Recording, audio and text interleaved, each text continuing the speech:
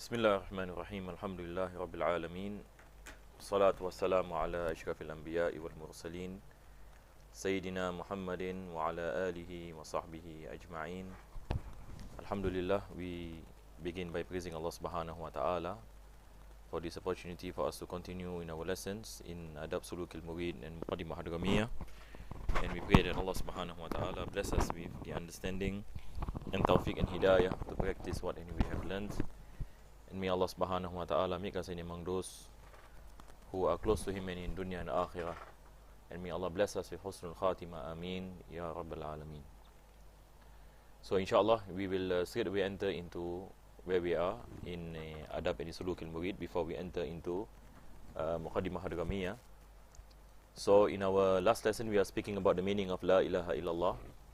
And here, Al-Imam al-Haddad speaks about the importance of reciting La ilaha illallah. So I mentioned last week that La ilaha illallah there are of two major parts. Number one, we negate any divine entity or anything that possess divine attributes and actions except Allah subhanahu wa ta'ala. So we are saying that there is nothing other than Allah that is like Allah subhanahu wa ta'ala, or His attributes or His actions. So only Allah subhanahu wa ta'ala gives any effects, and only Allah subhanahu wa ta'ala possess divine attributes. Other than Allah does not possess any divine attributes. So this is basically the meaning of La ilaha illallah. And what is important also for us to take note, that when we say La ilaha illallah, we are saying that Allah is not in need, that Allah subhanahu wa ta'ala is not in need. And when we mention divinity and divine attributes and divine entity, it is incumbent, or it is necessary, that the divine is not in need of anything other than Him. So we have to negate any form of need to Allah subhanahu wa ta'ala. Allah does not need children. Allah does not need a son. Allah does not need a partner. Allah does not need space and time, not binded by space and time. Allah is not in need of the makhluk. Allah is not in need any food and drink, and so on and so forth. So basically, this concept of being in need is against the divine. So everything that strikes our mind about Allah subhanahu wa ta'ala, Allah is different than Allah is different than that, because our mind in reality does not understand the reality of Allah subhanahu wa ta'ala. So this is the shortcoming or we say the weakness of human beings, is that our mind is limited. Our mind is limited to understand about the contingent beings. But to understand the reality of Allah subhanahu wa ta'ala, we do not possess that ability. It is a sign of our weakness. So that is why the Prophet sallallahu alaihi wasallam, in the famous saying, mentioned, do not ponder upon the entity of Allah subhanahu wa ta'ala, or the essence of Allah, but ponder upon the creations of Allah subhanahu wa ta'ala. This is how we do our tafakkur. That's what we mention as dhikr wal fikr, to remember Allah subhanahu wa ta'ala and to ponder upon His creation. So these are the main things pertaining to the meaning of La ilaha illallah. We believe that Allah is not in need of any of His creation. So this is point number one. Point number two is every creation is in need of Allah subhanahu wa ta'ala.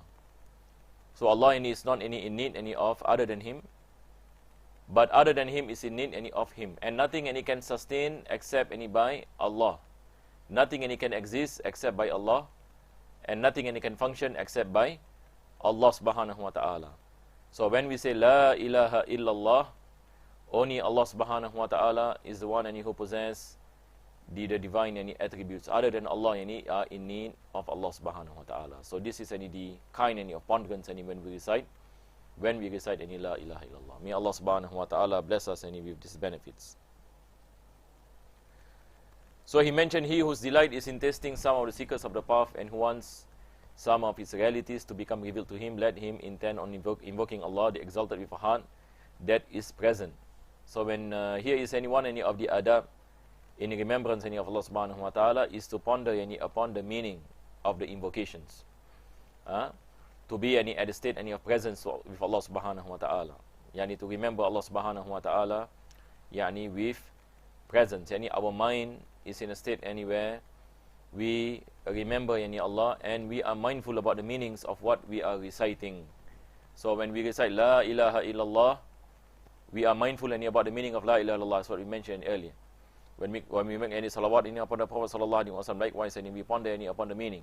When we say Subhanallah, Alhamdulillah, La ilaha illallah, Allahu Akbar, likewise any when we recite Surah Al-Fatiha in prayers and the surah and so on and so forth. Every form any of invocations, it is important any for us to ponder any upon the meaning any to our best ability and understanding, because any this is any the thing that any will give any effect any in our hearts. Let him be intent any on invoking Allah subhanahu wa ta'ala, the exalted, with a heart that is present, courtesy that is abundant, attention that is sincere, and concentration any that is any piercing. So these are the words of Imam al-Haddad that tells us any the importance any of ponderance, the importance any of concentration, the importance any of conviction that Allah any is looking at us, that Allah any knows any whatever any we are doing, and with a heart any that is full any of hope in Allah subhanahu wa ta'ala, that Allah bless us any forgiveness, that Allah bless us any with His divine any gifts and mercy and blessing. So this is any one any of the many any characteristics any that we should any have in order any for us any to pull any the treasures any of Allah subhanahu wa ta'ala. So a person any who remembers Allah with ponderance and is not the same as a person any who remembers Allah but he does not any understand any what any he is saying. So Al-Imam Al-Haddad any is emphasizing any on the part any of ponderance and concentration. Whenever these combinations exist within a person, when he invokes, then the highest possible authority of realm any of Allah is revealed. Yani he will attain the mercy of Allah subhanahu wa ta'ala. He will attain any the blessing any of Allah subhanahu wa ta'ala. The more yani we have sincerity and ikhlas, the more yani we have concentration and perseverance and remembrance any of Allah and presence any of Allah subhanahu wa ta'ala, yani the more the effect any will be. His spirit will experience the realities any of the world of utmost purity, and the eye of his secret witnesses the highest and holiest beauty. So this is just some expressions where Al-Imam Al-Haddad mentioned that a person will the doors of understanding and be open for him, the doors of the mercy of Allah subhanahu wa ta'ala be open for him.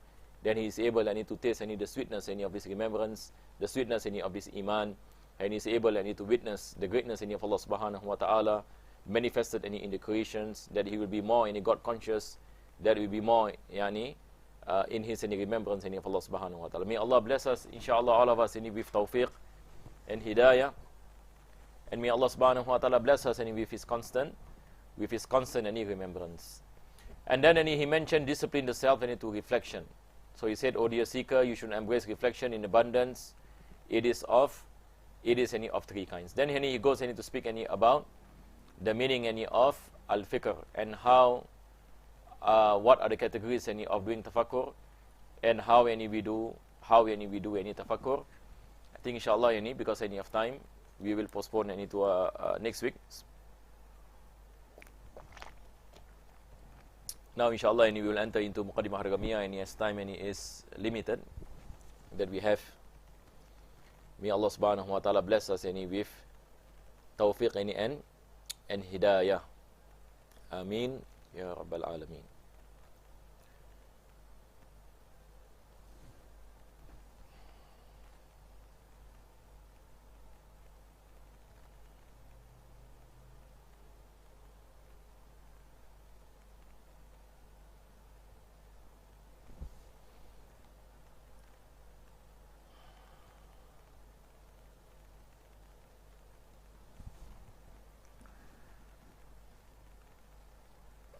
So inshallah we will continue from where we stop in Muqaddimah hadramiyyah.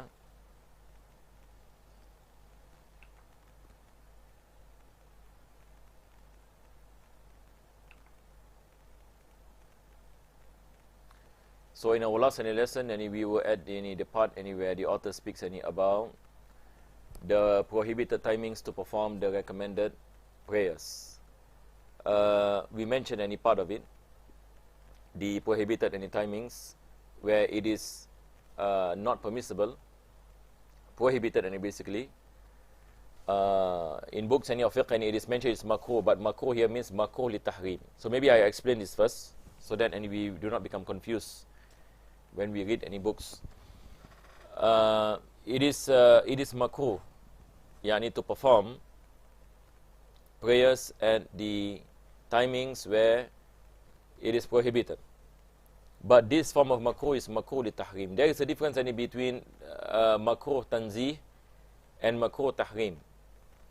So usually when the fuqaha, the scholars in your fiqh, and when they say makruh, what they meant is makruh tanzih, unless they specify. They say this is makruh li tahrim, yani this is any offensive that is prohibited. So there is a difference between makruh yani tanzih and makruh yani tahrim. What is the difference? Basically, when we say makruh li tahrim, there is a sin. There is a sin. It is haram. But its prohibition is not the same as the haram. Yani it is something that is prohibited. But this kind of prohibition is not something that is as emphasized as the haram. So it is the second degree of prohibition. So we call it makruh li tahrim.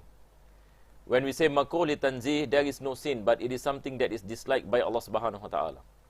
So this is basically the difference between makruh tanzih and makruh tahrim. So here, the author mentioned, it is not permissible, it's prohibited to perform the recommended prayer. Recommended prayer here meaning the sunnah prayers. And these 5 timings other than in Makkah. So altogether we have 5 timings, that's what we mentioned in last week. Pertaining to Makkah, it is an exceptional case, because there is a specific hadith where the Prophet ﷺ told the Quraysh not to prevent the Muslims from performing any kind of prayers at any part of the day and night. So that is why our scholars mention Makkah is an exception. Other than Makkah, this prohibition in the timings are applied. So the author goes on to speak about the 5 types of prohibition in the timings. So number 1, he says waqtu tulu'i shams hatta tartafi'a qadra rumhin. Yani number 1 is when the sun rises until the length of a spear. I think I mentioned this also last week, that after sunrise, so the hadith mentioned qadra rumhin, that when the sun rises up to the length of a spear. And the meaning of the length of a spear is basically length of a spear, basically it is about 16 minutes, 4 degrees, as what is mentioned by the author of Buriyatul Mustashidin. And 4 degrees, so every degree is 4 minutes, so 4 times 4 you get 16. So if shuruk is at 7 a.m, so by 7:17 you can pray the ishraq prayers. So but within the shuruk prayers, upon the shuruk time, it is prohibited to perform any form of sunnah. So when we mention prohibited, meaning is haram, there is a sin. If a person prays during this time, the prayer is not valid and he is sinful. This is what we meant. The prayer is not valid and the person is sinful. So this is the first type in your prayer. The second one he mentioned was waqtul istiwa. So waqtul istiwa is when the sun is on top of us, exactly on top of us. There is no shadow to the east or to the west. The shadow is bottom down. So this is waqtul istiwa. So this is also one of the prohibited timing, except for Friday. Except for Friday. Again because there is an evidence on the hadith that speaks about the virtue of the Friday prayers, that there is no prohibited timing on that particular day when it comes to the istiwa, because that is the time where it is encouraged for us to engage in the remembrance of Allah subhanahu wa ta'ala, whether we are praying or we are reciting the Quran or making dua to Allah subhanahu wa ta'ala. And then he mentioned illa yawm al-jum'ah hatta tazul. So when it comes into istiwa, until it comes into the time of zawal. So basically before the time of zawal, that is time of zuhur, there will be the time of istiwa. So that is the time that is prohibited for us to pray. But once it enters into zawal, there is no prohibition anymore. So it is just a few seconds actually.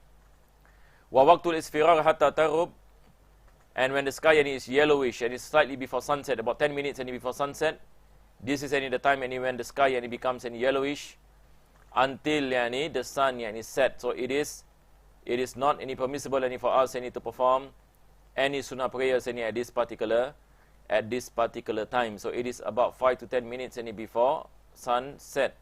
So if Maghrib is at 7 p.m., so it is from 7:50 to 6:50 to 7 o'clock. Wa ba'da salati subhi hatta tatlu', and the next one is after the Fajr prayers. After we pray the Fajr prayers until the sunrise. Until the sunrise. This is pertaining to performance of the prayer. So if a person has not prayed, he can pray, no problem. But if you have prayed your Fajr prayers, then the prohibited times comes in. Likewise, pertaining to Ba'da Salat al-Asr, the author mentioned, Hatta Tarub, after performing the Asr prayers. So once you perform Asr prayers, you have entered into the prohibited timing.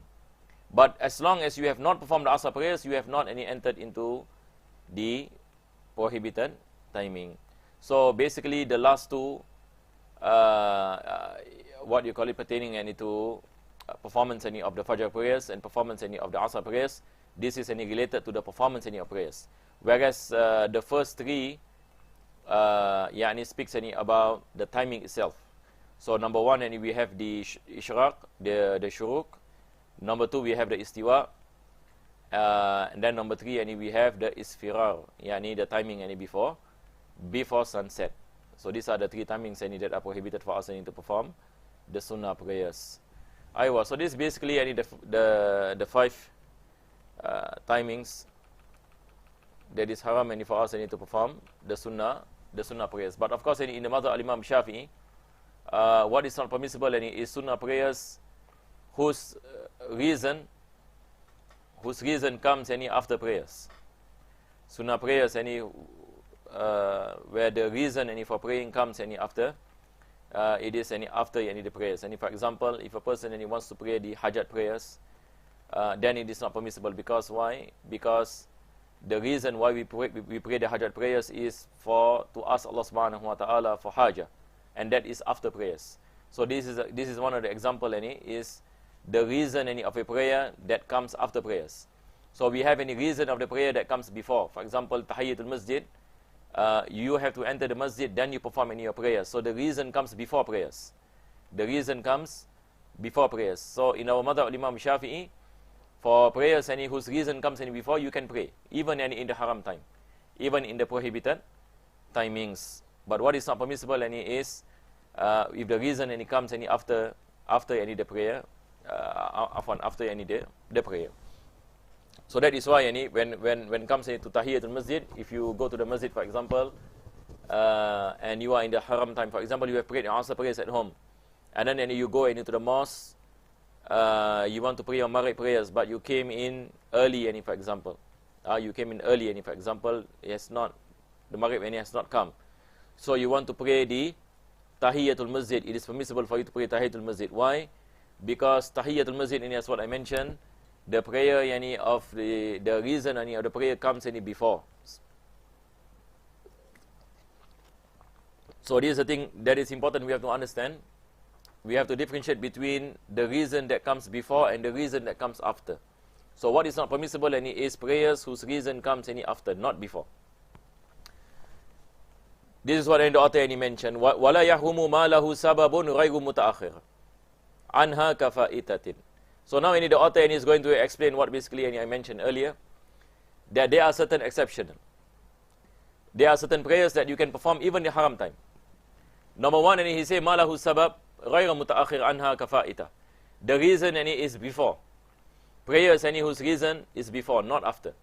So he gave an example, qada prayers. For example, you have not performed your Fajr prayers, and then you perform your Asr. So after Asr, and you remember that today morning you did not perform any Fajr prayers.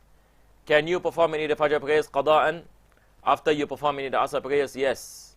Why? Because the reason you are praying is because of qada. and qada yani is before.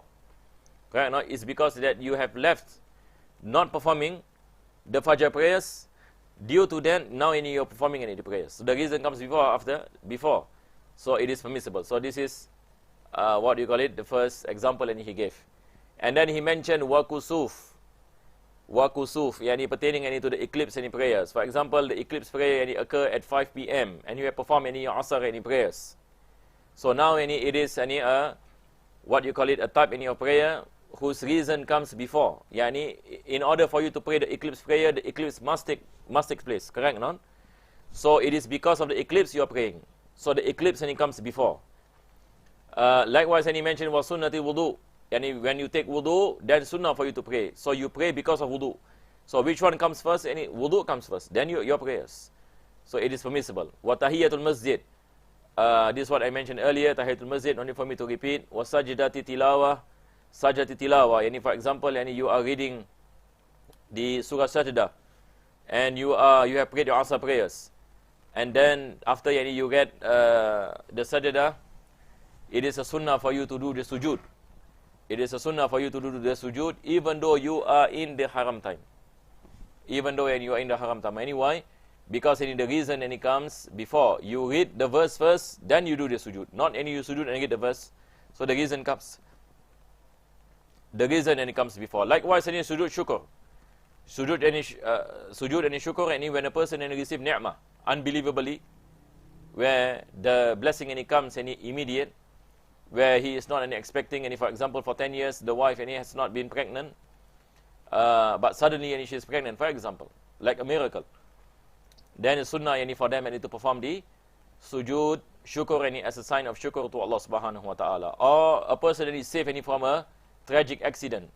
The whole passengers any in the bus any died except any for him. Now it is a sunnah any for this person any to make shukr, because any this is a blessing any of Allah subhanahu wa ta'ala that is amazing, or that is what you call it in a state anywhere it is rare that it occurs any, for example. So then only any it is a sunnah any for us any to do sujood any shukr. Even any in the timing any that is prohibited, because why? Because the reason comes before any the sujood. So that is why it is a sunnah for us any to do sujood shukr, even any we are in the haram time. In lam yaqsid bihi ta'khiraha ilayha liyusalliyaha fiha, with any the intention that he does not do it purposely, that he purposely any, for example, does not want to pray the prayer at not any in the haram time, but he specifically choose any to pray in the haram time. Any, for example, a person any, for example, he what you call it wants to do any the tahiyatul masjid. So he prays any the asr prayers, and then he purposely wants any to pray the tahiyatul masjid any in the haram time. If that is his intention, purposely want to do it any in the haram time, then it is not permissible. It is not any permissible. Because why? Because any the origin and the ruling is then it is not permissible any for us any to pray in the haram time. But it's just that any if the reason any comes any before. But if a person purposely delay any the prayer so that any he can pray the prayer at the haram time, then any, it is not any permissible any for him. It is not permissible any for him any to do so. So I hope any it is clear, inshallah. And then he mentioned وَيَحْرُمُ مَا لَهَا سَبَبٌ مُتَأَخِرٌ عَنْهَا كَصَلَاةِ الْإِسْتِخَارَةِ وَرَكْعَتَيْ الْإِحْرَامِ. Now he gave any the example any of prayers any that the reason comes after. So he gave any the reason like one, like Salatul Istikhara. Any Salatul Istikhara, yani you pray then you make dua. Correct, no? Just like Salatul Hajjah. You pray then you make dua. So the reason comes after. So this type of prayer you cannot perform in the prohibited timings any at all costs. And likewise, any the sunnah of ihram, because the sunnah of ihram, any you pray first, then you do the ihram. Correct? No? So the reason comes after. The reason comes after. So you cannot pray in the haram time. You cannot pray the sunnatul ihram in the haram time. So usually, any when we want to do ihram, any do it, we do perform any our prayers, any in the correct any timing, and you do not any want to perform any the prayers any after we perform the asr prayers, for example, because you have entered into the prohibited time. So you cannot perform the sunnatul ihram.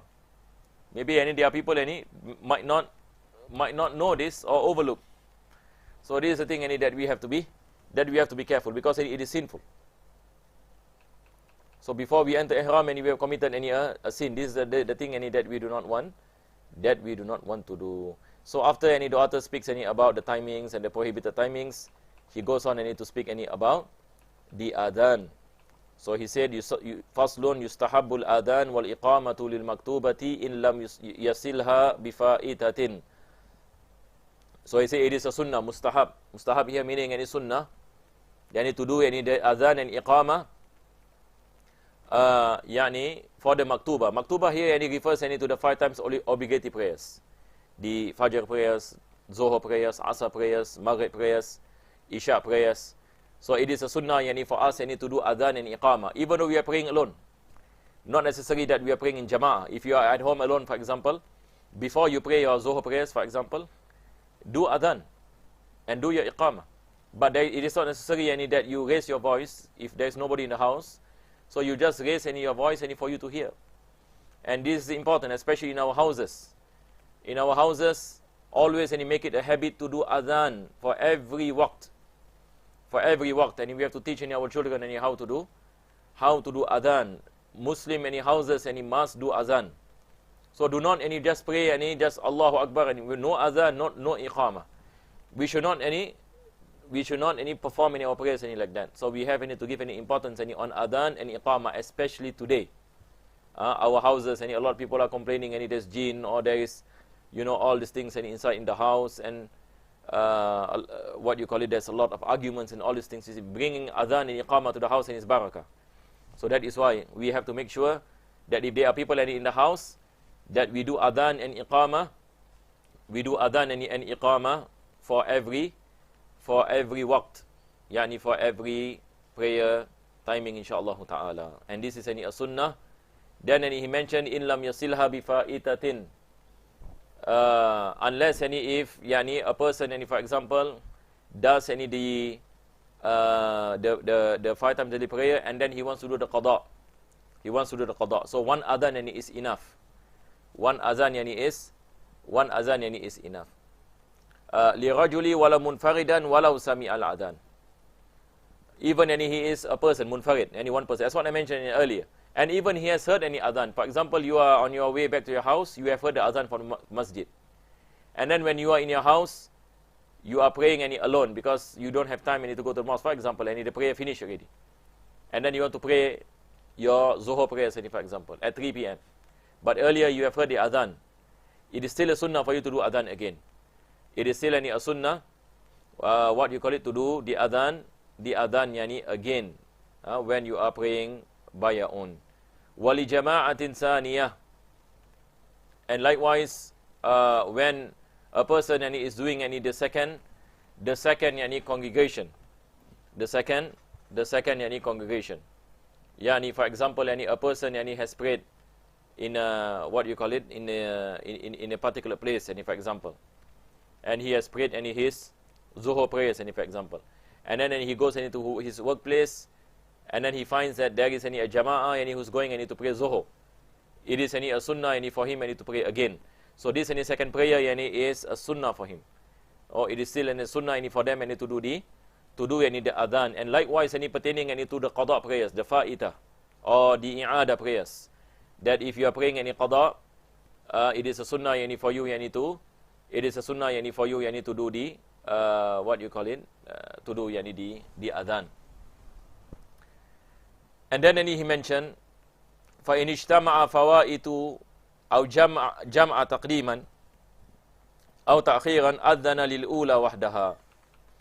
If he is praying a few qada, for example, he is going to pray Subuh qada, Zuhur qada, Asr qada.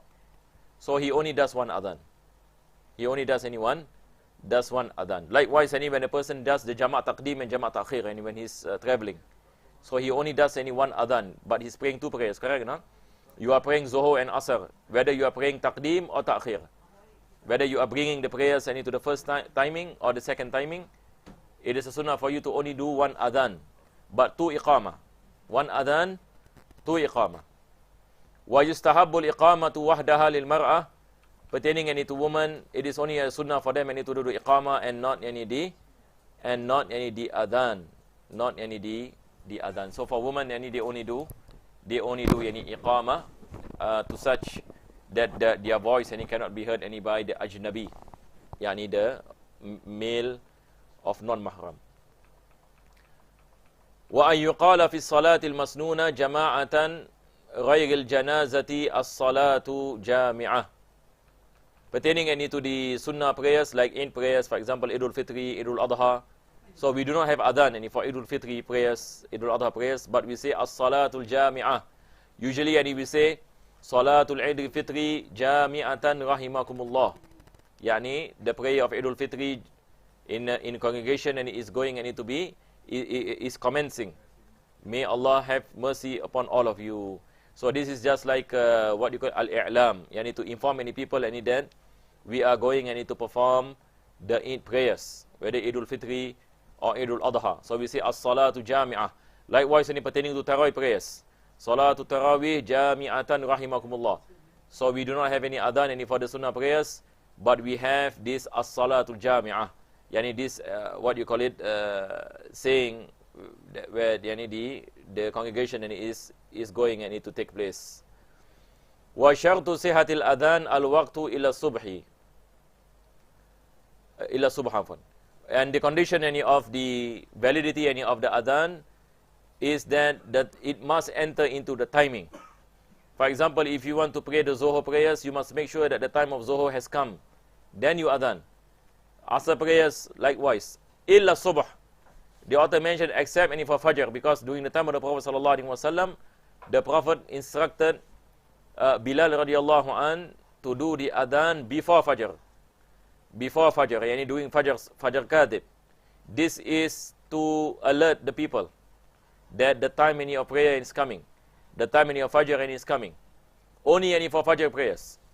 Only for, what you call it, only for Fajr prayers, it is permissible that we do the adhan before the prayer. Before the prayer. وَيَجُوزُ بَعْدَ نِصْفِ اللَّيْلِ. And likewise, after midnight. After midnight is permissible that the person does the adhan for the Fajr prayers. وَإِلَّا الْأَوَّلِ min yaumil jum'ah. Min yaumil jum'ah. Pertaining to Friday, what you call it, the first adhan is done at the time of Zohor. The first adhan is done at the time of Zohor. And the second adhan is when the Imam has gone up the mimbar. When the Khatib has gone up the mimbar. Why the author is mentioning this? Because during the time of Sayyidina Uthman ibn Affan radiallahu an, there is only one adhan. During the time of Sayyidina Uthman, there is only one adhan. So when the time of Zohor comes the time of Zawal, the Mu'adhin will do adhan, and the Prophet sallallahu alaihi wasallam straight away he will go up the mimbar. So Sayyidina Uthman ibn Affan during his time, because there are many Muslims in Medina, so what he did was he does two adhan. He does two adhan. So the first adhan is an adhan to inform the people that the timing of prayer has come. That the timing of prayer has come. And then the second adhan is the adhan of the azan of the Jumu'ah. So when comes to Jumu'ah prayers, we have two adhan. When comes to Jumu'ah prayers, we have two adhan. طيب. And then he mentioned وَتَرْتِيب وَالْمُوَالَةِ. It is a sunnah that we follow the sequence. That we follow the sequence. Allahu Akbar, Allahu Akbar, Allahu Akbar, Allahu Akbar, Ashhadu an la ilaha illallah, Ashhadu an la ilaha illallah, and so on and so forth. So there is a sequence to the adhan. And there must also be mu'ala. It must be continuous. It must be continuous. If it is not continuous, then he has to restart again. It has to restart again. Wa kaunuhu min wahidin. And the azan is done by one person, not many. Done by one person in the Arabic language, bil arabiyyah. In kana thamma yuhsinuha wa alayhi an yata'allam. So as long as there are people who are able to recite the adhan in Arabic, then they have to recite the adhan in Arabic. If not, they have to learn how to recite the adhan in the Arabic language. وَشَرْطُهُمَا إِسْمَاعُ بَعْضِ الْجَمَاعَةِ وَإِسْمَاعُ نَفْسِهِ إِنْ كَانَ مُنْفَرِدًا. The condition of the adhan and iqamah, that it must be heard by the jama'ah. If you are praying in jama'ah, for example, 10 people, then we raise our voice for 10 people. We raise our voice for 10 people. But of course, this is different when it comes into the masjid. If we are praying at home, for example. So in the household, for example, there are 10 people. So we raise our voice so that the people in the house can hear. Likewise, when it comes to the iqamah. But if we are praying alone, then we don't have to raise our voice. We just raise our voice to such an extent that we can hear our voice. In kana munfaridan. This is what he meant. If a person is alone. Wa syartul mu'adhin al-islam wa tamyiz wa dhukura. So the condition of the mu'adhin, the one who gives the adhan, he must be a Muslim. So adhan from non-Muslim is not valid. And minimum it must be tamyiz, mumayyiz. Mumayyiz is about 7 years old. That a boy must be about 7 years old. So adhan from sabi is not counted. For example, an infant, 3 years old, 4 years old, even 5 years old, and it is not any permissible. And one of the conditions also, it must be a male, dhukura, not female. So Islam, tamyiz, and being a male. Wa yukrahu tamtid. And it is makruh that we lengthen the adhan too much. Lengthening of the adhan, what you call it, at a length that is weird kind of lengthening.